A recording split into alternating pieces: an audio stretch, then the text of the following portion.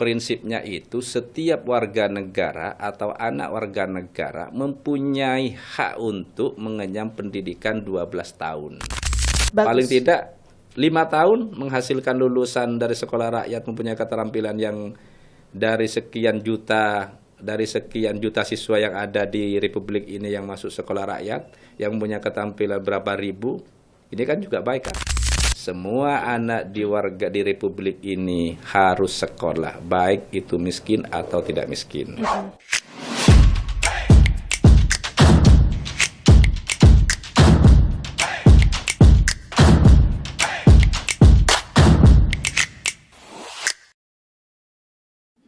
Balik lagi di podcast Kios Korang barengan sama saya Nilu Rara dan juga ketemu lagi sama Bapak Hasanuddin. Selamat pagi Bapak. Selamat pagi menjelang siang, Mbak Rara ketemu lagi. Ketemu lagi. Apa kabar Bapak hari ini?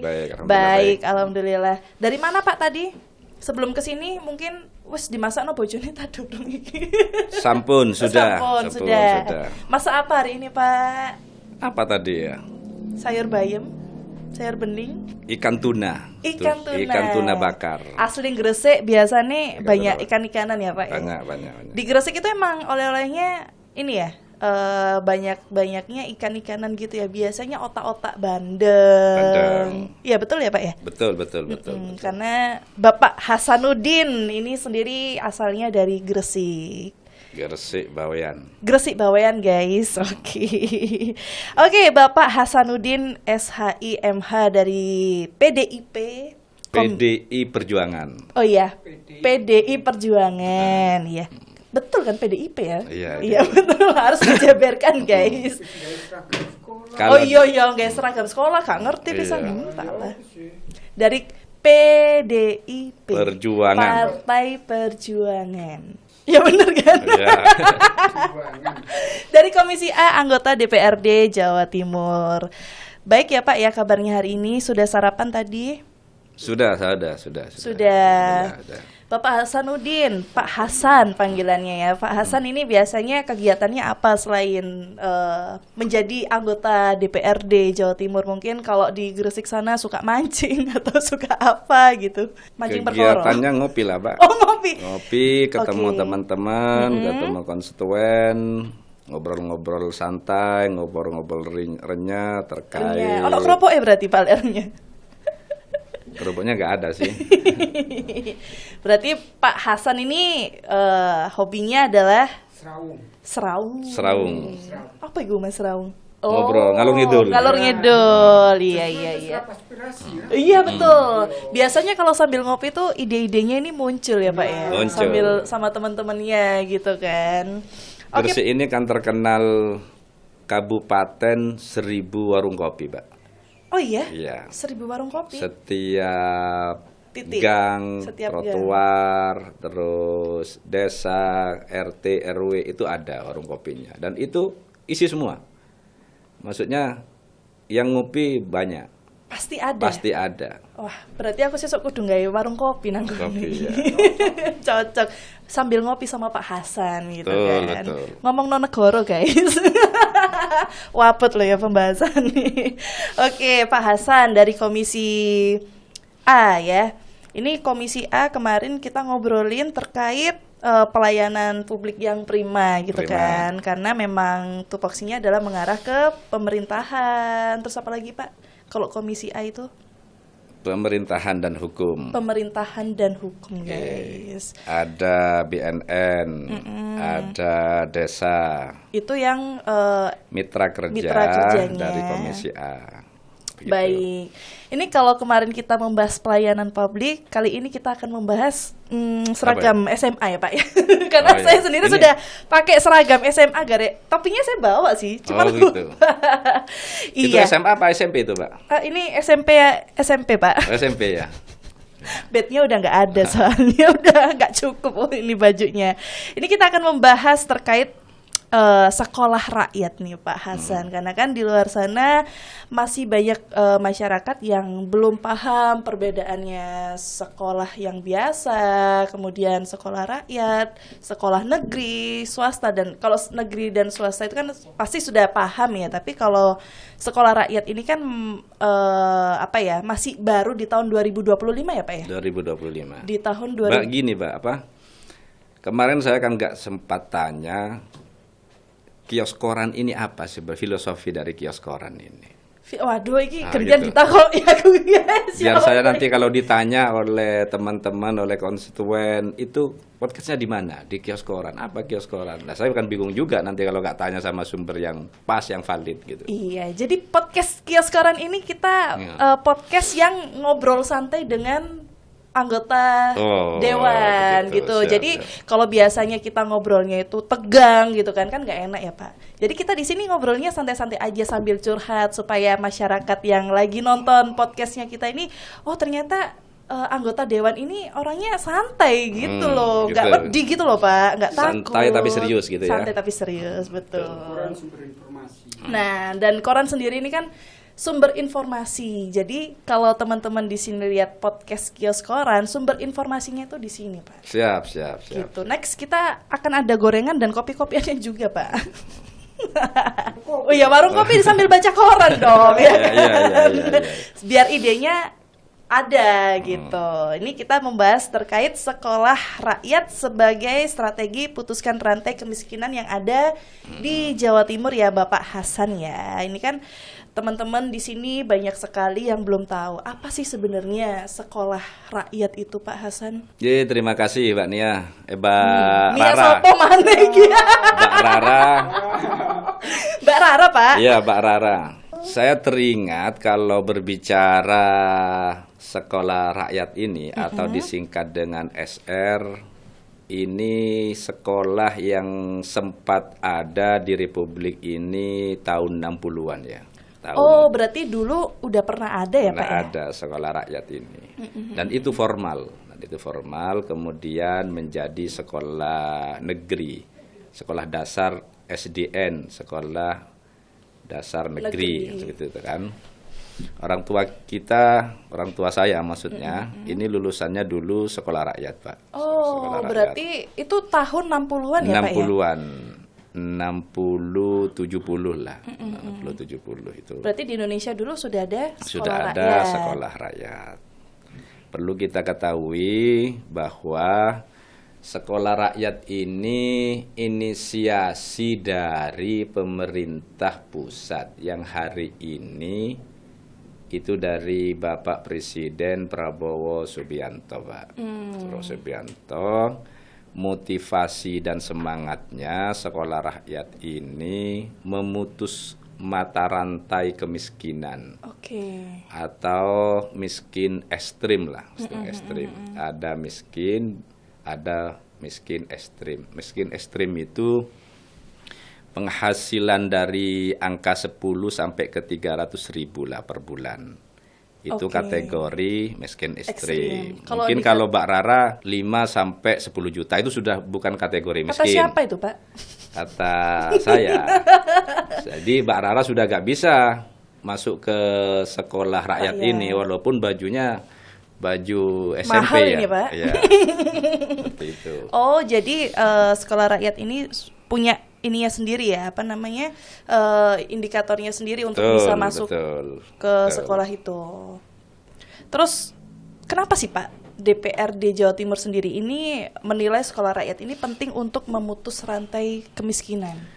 Bukan hanya DPRD ya, semua punya tanggung jawab bersama karena semua warga anak Republik ini punya kewajiban, punya hak sekolah 12 tahun. Kewajiban sekolah 12 tahun. Yang hari ini pemerintah pusat mempunyai program yang namanya Sekolah Rakyat, yang tujuannya semua masyarakat atau anak-anak yang berstatus miskin punya hak juga untuk sekolah. Nggak boleh orang miskin putus sekolah. Nggak boleh orang miskin sakit katakan. Artinya nggak boleh orang miskin. Kalau dulu kan ada, saya pernah sempat baca buku, orang miskin dilarang sekolah, orang miskin dilarang sakit, kan gitu kan? Lah, pemerintah pusat maksud saya mempunyai program yang tujuannya memutus mata rantai itu. Walaupun ini siswa atau anak-anak yang sekolah di SR, sekolah rakyat ini diambil dari data Ditisen Kementerian Sosial. Di sana. Kategori miskin itu di sana, Pak, yang di datasetnya itu. Seperti itulah kira-kira prolognya terkait sekolah rakyat ini, Pak. Oke, itu berarti yang bisa masuk ke sekolah rakyat ini adalah keluarga yang miskin atau miskin ekstrim. Ya. Kalau ngomongin soal setaranya nih, Pak, ini kan banyak warga di sana, masyarakat di sana yang masih belum tahu sekolah rakyat itu boleh dimasuki di setara apa? SDK, SMPK, SMAK, apa orang teman-teman yang mahasiswa-mahasiswi ini juga bisa masuk gitu? Sekolah rakyat ini bedanya dengan sekolah konvensional, Pak. Konvensional, kalau sekolah konvensional setelah berangkat mengikuti kegiatan sekolah di sekolahan, terus kemudian pulang. Tapi kalau sekolah rakyat ini sekolah yang berasrama atau boarding school. Oh, berarti kayak pondok berarti ya, Pak ya? Kayak pondok. Di sana ada kegiatan akademik, ada kegiatan pelatihan, ada kegiatan keterampilan. Oke. Seperti itu. Jadi anak-anak ini di samping belajar terkait kurikulum yang ada, juga dilatih keterampilan sesuai dengan kebutuhan atau passionnya ya, Pak ya, mungkin kebutuhan dari kabupaten atau anak tersebut, seperti itu. Oh, seperti itu. Kira-kira boleh tahu nggak sih, Pak, kita ini untuk sekolah rakyat sendiri itu sudah ada di kota mana aja yang ada di Jawa Timur? Jawa Timur mungkin? Ini yang saya tahu ya, yang saya tahu dari 38 kota kabupaten sudah ada 19 kota kabupaten yang sudah melakukan sekolah rakyat. Yang sudah ada sekolah rakyat, termasuk di dapil saya. Dapil saya ini dibuka kemarin, kalau nggak salah tanggal 4 Agustus sama Bupati Ahmad Yani, diresmikan bahwa sekolah rakyat di Gresik sudah dibuka dengan resmi. Seperti itu. Ada tiga kloter, ada 3 rombongan. Per rombongan itu 25, jumlahnya 75 siswa. 75 siswa di Kabupaten Gresik.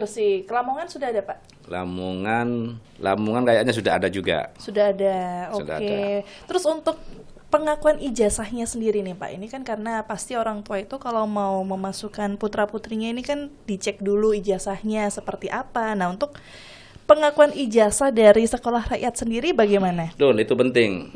Banyak dipertanyakan sama wali murid, sama masyarakat, status lulusan sekolah rakyat ini seperti apa? Betul. Apa bisa sekolah ke jenjang berikutnya? Atau yang SMA atau SMK bisa melanjutkan ke perguruan tinggi, ke universitas? Saya jawab, Mbak Rara. Bahwa statusnya lulusan sekolah rakyat ini sama halnya dengan sekolah formal. Halnya sekolah formal. Bedanya hanya diasramakan dan tidak. Oh, berarti siswa-siswinya itu ditempatkan di sekolah rakyat itu, Pak, untuk tidurnya. Makanya di sana bukan hanya mendapatkan pendidikan yang berkualitas, tapi siswa mendapatkan tempat yang layak, mendapatkan asupan gizi yang bagus, karena ditanggung semua sama pemerintah. Oh, makannya juga ditanggung? Biaya sekolahnya gratis, tempatnya gratis, makannya gratis. Sudah tiga item toh. yang sudah difasilitasi oleh pemerintah. Bukan hanya persoalan Biaya masuknya aja. bukan hanya persoalan sekolahnya, tapi tempat dan makan itu gratis. Wah, keren guys. Begitu. Sekolah gratis, makan gratis, kemudian tempat tidur buat Tempat gratis. tempatnya juga gratis. Wah, ini kurang apa lagi? Berarti masyarakat di luar sana yang dikategorikan sebagai keluarga yang miskin dan miskin ekstrim ini bisa banget ya Pak ya dimulai di tahun 2025 untuk masuk ke sekolah rakyat itu tadi. Terus untuk data-datanya, risetnya bagaimana Pak? Datanya itu diambil dari data Kementerian Sosial. Kementerian Sosial di sana ada data sen, Mbak, namanya. Data sen itu data terpadu sosial ekonomi nasional yang nimpel di Kementerian Sosial atau di program PKH. Di program PKH di sana. Yang saya tahu kalau di Kabupaten Gresik yang menjadi tenaga non pendidik itu salah satunya dari pendamping sosial PKH. Karena di sana itu di asrama itu satu ada tenaga pendidik. Tenaga pendidik itu ada guru. Terus ada tenaga non pendidik. Seperti satpam, juru masak, terus asrama, kepala asrama, terus apa lagi? Ada TU, itu juga di sana dan itu melalui proses seleksi. Melakukan proses, berarti nggak asal masuk ya Pak ya? Tidak asal masuk. Untuk gurunya juga tidak asal masuk juga? Untuk gurunya juga tidak asal masuk. Status gurunya memang sudah status guru. Ada yang P3K, ada yang ASN, yang jadi guru pendidik di asrama sekolah rakyat. Baik. Nah, kita ini kan pastinya sudah punya sekolah negeri ya Pak Hasan ya, tapi kenapa sih kita masih butuh sekolah rakyat gitu? Menurut Pak Hasan sendiri bagaimana? Kalau saya selalu menganggap bahwa program ini baik dan perlu didorong. Hal-hal yang baik maka harus mendapatkan apresiasi yang baik. Tidak semuanya masyarakat yang miskin atau sangat miskin atau kategori ekstrim bisa mengenyam pendidikan di SMP atau di SMA. Lagi-lagi kalau di sana, kalau dulu sistemnya sistem zonasi ya. Kalau sekarang sistemnya pakai domisili. Jadi katakan SMA A. Kalau pakai domisili ini tidak bisa tercover semua. Ada yang berprestasi, ada yang tidak. Kalau miskin sudah pasti tersingkirkan. Maka disinilah negara hadir memutus rantai kemiskinan supaya semuanya bisa mendapatkan pendidikan yang berkualitas, Mbak. Kalau pemerintah tidak hadir tidak bisa sekolah. Betul. Nah berarti sekolah rakyat ini termasuk sekolah darurat dong Pak? Kalau saya mengatakan darurat tidak. Darurat ini kan alternatif terakhir kan gitu kan. Ini tidak. Karena setiap anak warga negara di Republik ini mempunyai mempunyai hak sekolah. Baik itu statusnya miskin atau kaya, mempunyai hak. Negara harus memfasilitasi itu. Harus memfasilitasi itu. Ini sebenarnya tugas negara. Makanya saya sangat apresiasi dengan program sekolah rakyat. Animo masyarakat terkait sekolah rakyat atau wali murid ini sangat tinggi terhadap sekolah rakyat. Sangat membantu orang tua. Membantu orang tua dari mendapatkan fasilitas pendidikan yang baik, mendapatkan tempat yang layak, mendapatkan makan yang gratis. Ini sangat membantu posisinya sebagai orang tua.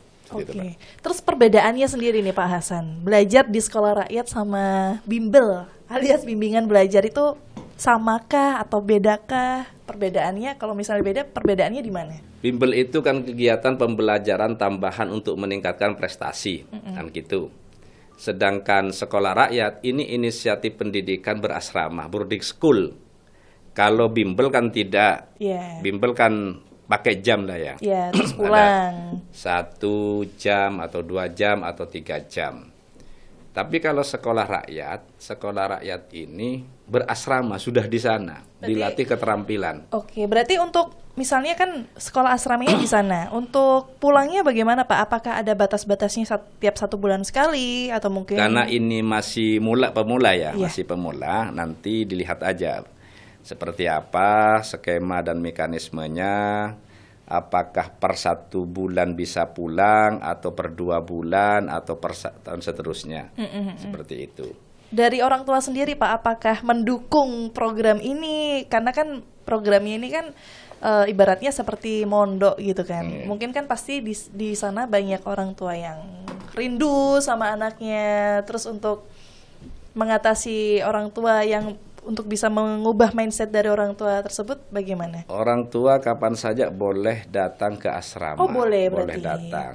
Dengan catatan tetap mengikuti aturan atau mekanisme yang ada di sekolah rakyat.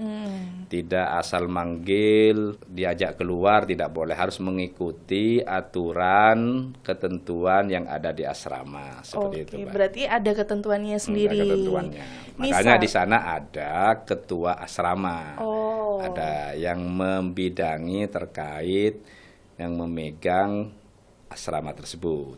Baik, ini kalau misalnya ada warga nih Pak, misalnya kan di Surabaya ini kan ada sekolah rakyat, ya.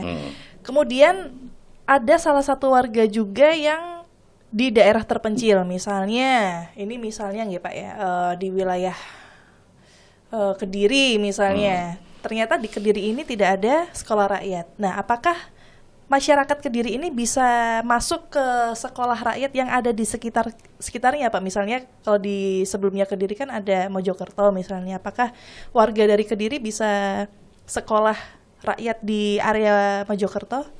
Setiap kabupaten punya hak dan kewajiban untuk mendirikan sekolah rakyat. Ini impresnya dari pusat seperti itu.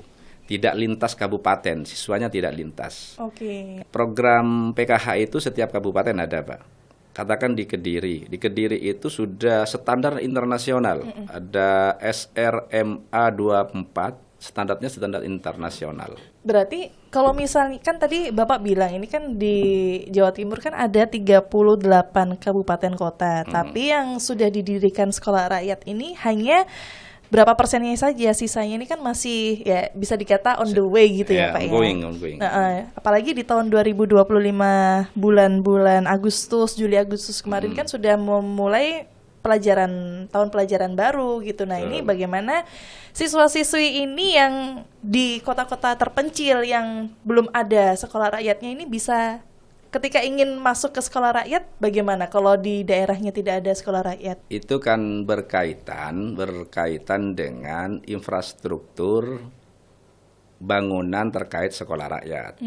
Yang saya tahu kepala daerah atau pemerintah kabupaten kota sedang menyiapkan, kadang membuat asrama baru atau tempat yang sudah ada yang direhab menjadi sekolah rakyat.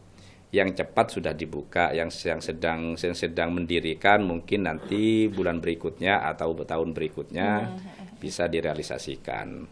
Catatannya bahwa siswa sekolah rakyat ini diambil dari data Kemensos. Oke. Rata-rata kan di pedesaan, Mbak, data itu. Nah, untuk tantangan terbesarnya ini Pak Hasan, karena kan sekolah rakyat ya namanya ibu-ibu gitu kan.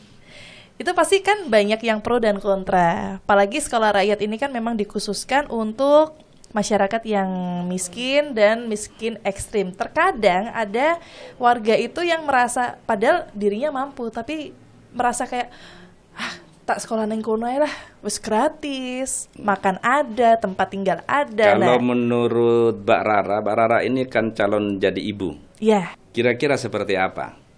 Walaupun saya punya jawaban, tapi versinya ibu-ibu ini kan tidak sama. Iya, betul. Itu. Kadang kan tidak sama, Pak. Karena kalau ya namanya kita kan tidak bisa menyamaratakan visi dan misi antar ibu satu sama ibu yang lainnya. Apalagi masyarakat di Indonesia ini kan kadang kayak memilih enaknya aja gitu kan, Pak. Kadang seorang ibu ini berat untuk melepas anaknya berpisah dengan dirinya kan Iya. gitu kan. Makanya kalau di tempat-tempat itu sekolah rakyat ini yang banyak masih di tingkat SMA atau SMA. Oh. SD-nya belum, Oh, banyak SD-nya masih belum. Karena kan masih butuh Kasih sayang. yang lebih kalau SD ya masih kecil. Tapi kalau sudah SMA mungkin kalau Mbak Nia punya anak sudah SMA mau pisah terus sama anaknya. Anak-anak zaman sekarang apalagi SMA gitu kan kalau bisa wes dewe lah enak isok lapo-lapo gitu. Maksudnya lapo-lapo jajan sama teman-temannya atau Saya kok keluyuran keliru. gitu ya. Saya kok Nia keliru itu Mbak Nia siapa terus sih? kenapa ya? Dari tadi saya mau ngomong loh, Iya. Mbak Nia itu siapa sih, Pak? Masa lalunya Bapak? Enggak ada. Oh, nggak ada ya. Nggak ada. Ibu. Oh iya. Oh, Ibu Nia. Oke, kita kembali ke laptop guys. Laptop. Kembali ke laptop. Jadi tantangan terbesarnya di Jawa Timur apa, Pak, terkait Kalau sekolah saya rakyat? tantangan terbesarnya itu gini, Pak. Karena sekolah rakyat ini agak agak sensitif karena berbicara tentang tentang keyakinan.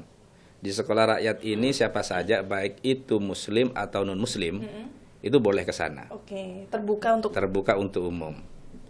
Lah di satu sisi sekolah rakyat belum menyediakan tempat ibadah bagi non muslim. Tapi kalau muslim mungkin sudah ada. Lah tantangannya salah satunya di sana. Oke. Di satu sisi juga tantangan ini keberlanjutan. Apakah sekolah rakyat ini kan program dari pemerintah yang baru atau presiden. Apakah nanti ketika ganti presiden ini masih ada sekolah rakyat? Nah, ini bagian dari tantangan yang terus kita suarakan, kita dorong. Kalau memang sekolah rakyat ini menjadi jawaban terhadap memutus mata rantai kemiskinan, maka ini patut didorong supaya ini berlanjut terus. Kalau misalnya suatu saat tidak lanjut bagaimana, Pak, terus? Kan sudah berdiri, bangunan pun juga pasti membutuhkan biaya atau anggaran yang besar gitu kan. Apabila suatu saat entah 5 tahun lagi ternyata sekolah rakyat ini tidak berlanjut, bagaimana? Pada prinsipnya bukan di sekolah rakyatnya ya. Prinsipnya itu setiap warga negara atau anak warga negara mempunyai hak untuk mengenyam pendidikan 12 tahun. Seperti itu. Nggak boleh tidak sekolah. Status apapun, baik ini mau dirubah apa namanya nanti, yang penting semua anak di Republik ini harus sekolah, baik itu miskin atau tidak miskin. Seperti itu. Harus, guys. Nah, harus wajib. ini kalau ngomongin sekolah rakyat, Pak, gimana kualitas pengajarannya seperti apa? Apakah sudah seperti sekolah-sekolah pada umumnya? Terus yang mengajarnya pun siapa? Yang membedakan dengan sekolah formal atau konvensional, ini kalau di formal PP istilahnya, pulang ya. Tapi kalau di sini kan berasrama, boarding school. Itu yang membedakan dari segi kalau kualitas akademiknya itu sama. Karena status pengajarnya itu status guru. Oh, berarti sama ya? Sama. Itu juga melalui proses seleksi juga. Gurunya yang masuk ke sana melalui proses seleksi. Berarti baru bisa menjadi tenaga pendidik di sekolah rakyat. Oke, Gitu. berarti yang kualitas pengajarnya ini juga masyarakat tidak perlu ragu ya, Pak, Tidak ya? perlu ragu karena status pendidiknya juga guru. Guru semua. Guru semua yang punya apa ya? Sertifikat guru. Oke, berarti bukan seperti relawan-relawan gitu ya, Pak? Bukan, ya? bukan. Walaupun yang di pelosok-pelosok sana, yang di kabupaten-kabupaten sana juga semuanya pengajarnya adalah Sama. guru. Se-Indonesia ini Se-Indonesia sama. sama. Ya. Berarti bukan relawan, bukan bukan warga yang ada keahlian sendiri itu bukan, tapi benar-benar guru setara seperti sekolah pada umumnya. Seperti itu. Nah, ini kalau kita ngomongin soal rantai kemiskinan, Pak. Bagaimana sekolah rakyat ini bisa membuat efek jangka panjang kepada siswa-siswi yang sekolah di sana? Pemerintah pusat terus mendorong baik itu di penganggaran, mengalokasikan ada porsi anggaran yang terus dialokasikan ke sekolah rakyat ini melalui Kementerian Sosial. Siapa saja presidennya, siapa saja pemerintahnya, kalau memang sekolah rakyat ini dianggap penting dan baik nanti hasilnya, ini kan masih permulaan, tentunya masih banyak pro dan kontra. Tapi bagi saya sebagai DPRD Provinsi Jawa Timur ini sangat baik karena memberikan kesempatan pada anak yang berstatus miskin, Mbak. Makanya nanti itu perlu evaluasi, perlu adanya evaluasi terkait keberlanjutan sekolah rakyat ini. Sekolah rakyat ini tidak bisa berjalan kalau tidak ditopangi dengan penganggaran yang kuat. Betul Seperti sekali. itu. Apalagi sekolah rakyat ini kan masih baru jalan, ya belum ada setengah tahun ya Pak ya. Masih Belum. baru-baru Juli kemarin bukan sih? Agustus. Oh, Agustus ya. Ya Juli Agustus lah. Juli Agustus. Masih bulanan. Masih bulanan. Nah, ya kita harus mendukung program pemerintahan ini supaya bisa memutus rantai kemiskinan yang ada di Jawa Timur, seperti itu ya Pak ya. Terus tadi Bapak Hasan ini kan bilang di dalamnya ini nggak hanya akademis aja, tapi ada pelatihan-pelatihan seperti keterampilan dan segala macam. Apakah itu sama dengan apa ya kalau di sekolah umum itu namanya apa kayak gitu itu Mas? Ekskul. Apakah sama seperti ekskul mungkin? Secara prinsip sama. Tapi di sini pemerintah hadir. Baik itu pemerintah pusat, pemerintah provinsi, pemerintah tingkat kabupaten kota, sesuai dengan lokal wisdom yang ada. Yang menjadi fasilitator tingkat kabupaten ini pemerintah kepala daerah, bupati atau wali kota. Jadi gini, bupati ini menyiapkan siswa, mengambil datanya dari data sentri Kementerian Sosial, menjadi data siswa yang dimasukkan ke sekolah rakyat. Di samping itu memberikan pelatihan-pelatihan keterampilan yang ada di sekolah rakyat. Tentunya keterampilan itu yang disesuaikan dengan kabupaten masing-masing. Oh, berarti per kabupaten atau kota beda? Beda. Oke. Kalau di Surabaya yang pas keterampilannya apa, kalau di Gresik apa, dan seterusnya. Oh, Lah, berarti- ini yang tahu kepala daerah, yang tahu kabupaten masing-masing, seperti itu. Oke, seperti itu ternyata. Tidak mungkin kalau di Gresik dibuat keterampilan membikin, layangan. bukan, membikin emas katakan. Oh iya. Angka Itu tidak nggak mungkin, sih, kan Pak. tidak mungkin di kan. Surabaya juga nggak mungkin itu. Jadi disesuaikan dengan kearifan lokal Oke. atau lokal wisdom itu. Disukai. Makanya yang dimaksud memutus mata rantai ini, anak atau siswa yang nanti lulus mempunyai kerja yang menghasilkan uang, yang kemudian menjadi tambahan kebutuhan setiap harinya. Yang sebelumnya katakan miskin ekstrim ini 10.000 sampai 300.000 karena sekolah di sekolah rakyat mendapatkan tambahan atau penghasilan lebih dari itu, keluar dari zona miskin. Oke. Berarti Pak, siswa-siswi yang statusnya bersekolah di SR tadi, setelah keluar itu sudah fix mendapatkan pekerjaan. Seharusnya gitu. Seharusnya begitu. Seharusnya begitu. Karena nanti kepala daerah, oh ini loh yang bisa dilakukan, yang bisa digarap, yang bisa dilakukan oleh lulusan sekolah rakyat. Oh, Difasilitasi oleh kepala daerah masing-masing. Sudah ada bisa direkomendasikan rekomendasinya ya seperti itu. Oke. Ini lumayan sih ya. Udah dapat sekolah Tapi gratis. Mbak Rara sudah gak bisa ke sana karena sudah Tua.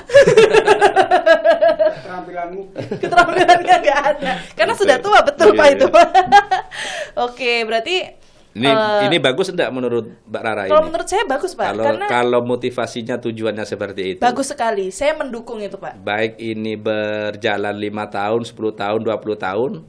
Bagus. Paling tidak 5 tahun menghasilkan lulusan dari sekolah rakyat mempunyai keterampilan yang dari sekian juta siswa yang ada di Republik ini yang masuk sekolah rakyat yang mempunyai keterampilan berapa ribu, Ini kan juga baik kan? Baik, Sangat baik, Karena di luar sana pun juga masih banyak para siswa-siswi atau mungkin yang masih remaja gitu kan, masih kelontang-kelantung, nggak tahu passionnya di mana, harus ngapain, itu banyak sekali. Tapi dengan adanya sekolah rakyat ini bisa dilatih dengan keterampilan itu tadi, kemudian setelah itu direkomendasikan untuk bisa mendapatkan pekerjaan, itu sangat luar biasa sih Pak, Betul, menurut saya. betul. Nah ini yang terakhir nih Pak. Kok sudah terakhir? Oh, mau lama lagi nggak Oh, apa-apa. iya. Sebenarnya banyak sekali yang mau saya tanyakan, Pak. Cuma Oke. waktunya sudah mepet ini Iya, ya. iya, iya, iya. Betah. Apa? Saya sangat betah, Mas. Betah. Kurang kopi nih Mas Andani kok. Nah, terakhir nih Pak Hasan, apa sih pesan DPRD Jawa Timur untuk masyarakat soal sekolah rakyat ini? Pro dan kontra ini tetap ada ya. Betul. Ketika menyikapi program sekolah rakyat, tapi bagi saya sebagai DPRD atau Provinsi Jawa Timur selalu mendorong laju jalannya program ini, memastikan tidak ada anak di Republik ini yang tidak sekolah. Setuju. Tidak sekolah, baik itu miskin atau Iya, kayak gak sekolah ya kebacut sih. kebacut Pak. kan? Iya, kebacut Seperti itu. Ya artinya gitu, Pak. Oke, mudah-mudahan sekolah rakyat ini bisa berkelanjutan ya Pak ya, tidak hanya di era sekarang aja, tapi kedepannya pun juga bisa berlanjut, bisa membuahkan hasil. Ini kan karena baru jalan, semoga ini kita lihat 3 tahun berarti kan Pak ya, kan sekolah kan 3 tahun gitu Betul. kan, 3 tahun nanti kita cek apakah siswa dan siswi yang alumni sekolah rakyat ini bisa mendapatkan pekerjaan, membantu perekonomian keluarganya. Itu sudah pasti kan sudah terlihat ya Pak ya. Ya mudah-mudahan sekolah rakyat ini adalah jawaban yang sangat-sangat membantu untuk masyarakat atau keluarga yang miskin atau miskin ekstrim yang Betul. tidak bisa sekolah. Saya sedikit tadi. mengutip visi besar Bung Karno, Pak, karena saya dari Partai PDI Perjuangan. Bung Karno pernah mengatakan seperti ini, membangun manusia Indonesia seutuhnya, Asik. baik itu pendidikannya, tempatnya, terus asupan gizinya, ini tanggung jawab kita bersama. Maka kita sebagai legislatif menjamin setiap anak bisa mengakses pendidikan yang berkualitas, bukan hanya diakses yang beruang, berduit, atau yang kaya, yang miskin atau miskin ekstrim juga punya akses ke pendidikan yang berkualitas, seperti itu. Keren, luar biasa. Baik, Pak Hasan, terima kasih banyak untuk Sama-sama. hari ini pembahasan terkait sekolah rakyat sebagai strategi pemutusan rantai kemiskinan yang ada di Jawa Timur. Ini saya sangat-sangat mendukung sampai gaya kelambi SMA gitu, Pak. Ya. Tapi kayaknya kekecilan bajunya. Iya, karena saya sudah beberapa tahun yang lalu itu masuk sekolah. Baju SD. Iya, baju SD sampai nguapret gini deh. Oke Pak Hasan, kita tunggu di episode selanjutnya. Jangan kapok-kapok di sini. Ketemu lagi di episode selanjutnya dan terima kasih sudah mampir. Terima kasih Mbak Rara dan teman-teman yang lain sudah mengundang. Mudah-mudahan tidak kapok undang saya berikutnya. Asik. Ditunggu dong Pak di Gitu. episode selanjutnya. Siap. Terima kasih Pak Hasan. Sampai ketemu lagi di podcast Kios Koran selanjutnya.